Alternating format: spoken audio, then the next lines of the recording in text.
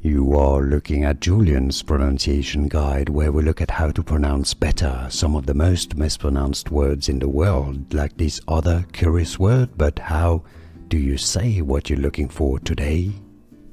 Buongiorno, we are looking at how to pronounce the name of this delicious Italian cheese. We'll be looking at how to say more interesting food names from Italy that many get wrong, so make sure to stay tuned to the channel.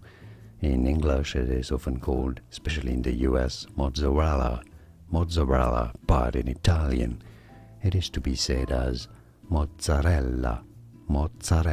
You want to insist on the double Z because two Z's matters in Italian more than one, mozzarella, and on the double L as well.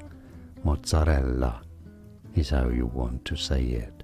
Grazie mille. Ciao ciao. Arrivederci. Thanks for watching.